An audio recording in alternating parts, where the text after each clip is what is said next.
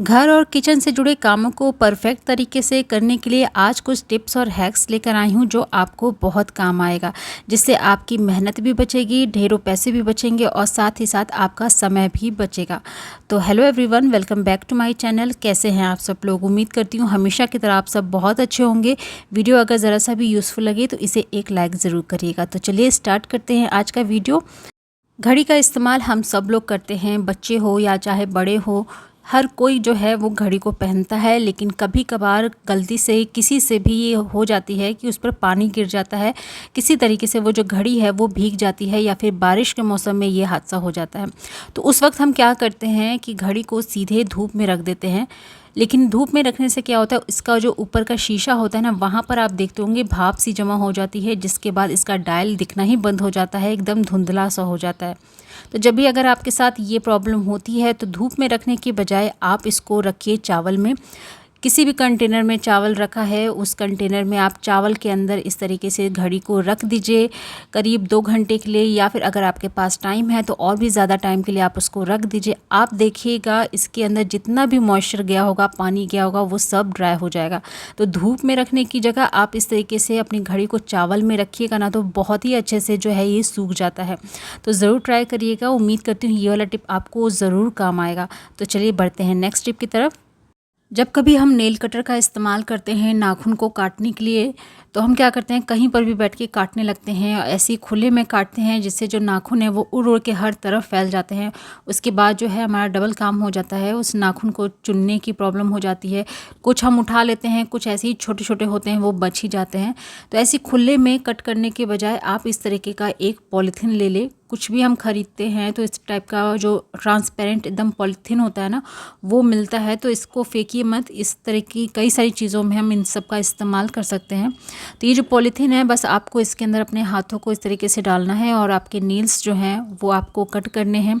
तो जितने भी आपके कटे हुए नाखून होंगे वो सब इस पॉलीथीन के अंदर ही रहेंगे, बिल्कुल भी इधर उधर फैलेंगे नहीं। बस आपको ध्यान रखना है कि पॉलीथीन जो है कुछ इस टाइप का जो ट्रांसपेरेंट आता है ना, वो लेना है, धुंधला से नहीं लेना है।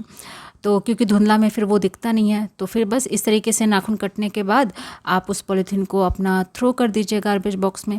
तो इस तरीके से जो है आपका काम भी आसान हो जाएगा। उम्मीद करती हूँ ये वाला टिप भी आपको ज़रूर यूज़फुल लगा होगा। चलिए देखते हैं नेक्स्ट टिप। जब कभी हम चॉपिंग बोर्ड का इस्तेमाल करते हैं प्याज वगैरह जो है चॉप करने के लिए या वेजिटेबल्स कट करने के लिए, तो आप देखते होंगे जो ये चॉपिंग बोर्ड है ना, कुछ इस तरीके से फिसलता रहता है, आगे पीछे होता रहता है। तो हम सब्जी काटना दूर, इस जो चॉपिंग बोर्ड होता है ना, इसी को संभालते रह जाते हैं। इस तरीके से आप कई बार ऐसा हो जाता रहता है। तो जब भी आप चॉपिंग बोर्ड पे है ना कटिंग करें, कुछ चॉप करें, तो आप नीचे एक टॉवल रखें। ड्राई नहीं रखना है उसको, हल्का सा आपको क्या करना है, उसको भिगा लेना है, पानी के कुछ इस तरीके से छींटे मार दीजिए।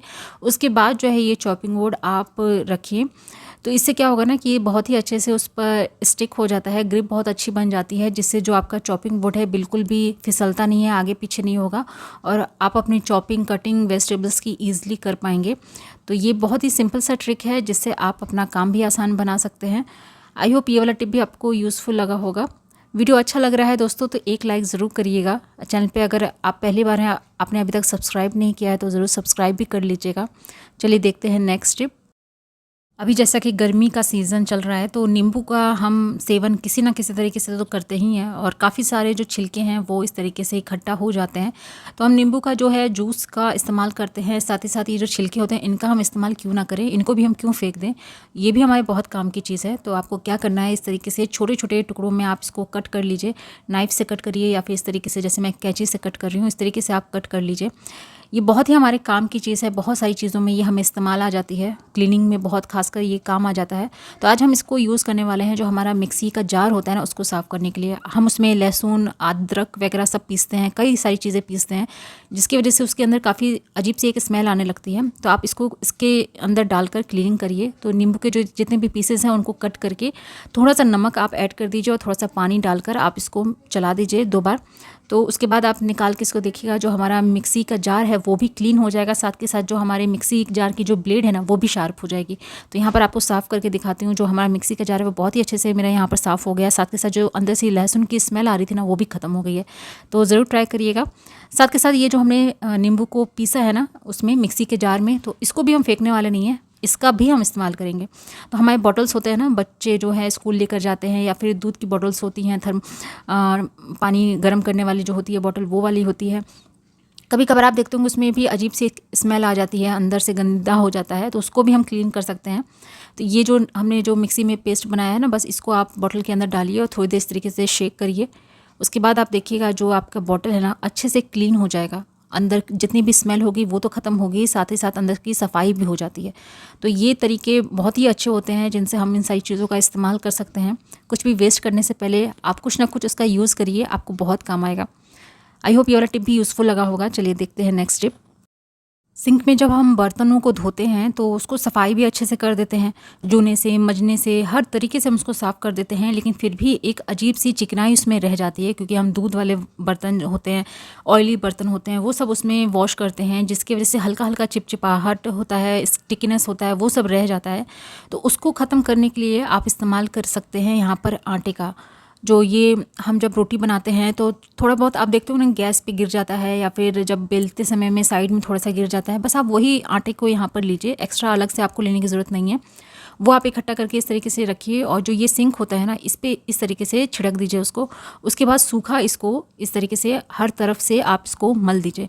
तो जो आटा होता है ना, ये जो ऑयल होता है, इन सब सारी चीज़ों को बहुत जल्दी एब्जॉर्ब अपने अंदर कर लेता है। तो जो सिंक में जो चिपचिपाहट होती है ना, वो सबको अपने अंदर एब्जॉर्ब कर लेगा, और आपका जो सिंक है ना वो एकदम क्लीन हो जाएगा, साफ़ सुथरा हो जाएगा। तो इस तरीके से थोड़ी देर रगड़ने के बाद आप ये आटे को निकाल लीजिए, फिर आप इसको स्टोर कर लीजिए, अगले टाइम फिर आपको काम आ जाएगा। उसके बाद आपको यहाँ पर वॉश करके दिखाती हूँ। आप सच मानिए कि बिल्कुल भी चिपचिपाहट नहीं थी, और हमारा जो ये जो सिंक होता है ना बहुत ही अच्छे से साफ़ हो जाता है, एक अलग सी शाइन भी आ जाती है। तो ज़्यादा नहीं तो आप कम से कम 2-4 दिन पे भी अगर इस तरीके से अपने सिंक को साफ़ कर लेते हैं ना, या फिर रात के रात आप इस तरीके से सिंक को साफ़ कर लेते हैं, तो आपका सिंक हमेशा साफ़ रहेगा, और कोई भी कॉकरोच ड्रेन एरिया से या कहीं से भी आने का कोई भी डर नहीं रहेगा, जो रात में आ जाते हैं ना। तो इस तरीके से आप है ना इन सूखे आटे का इस्तेमाल करके आप अपने सिंक को साफ़ करके रख सकते हैं। ज़रूर ट्राई करिएगा। चलिए बढ़ते हैं नेक्स्ट टिप की तरफ। जो हमारी अगली टिप है वो सहजन को लेकर है। हम मार्केट से लेकर आते हैं, आप नेक्स्ट डे ही देखते होंगे कि सहजन जो है वो ऊपर से सूखने लगती है। फ्रिज में भी चाहे हम इसको स्टोर कर देते हैं फिर भी ये सूखने लगती है। तो अब हम इसको स्टोर कैसे करें कि ये फ्रेश रहे?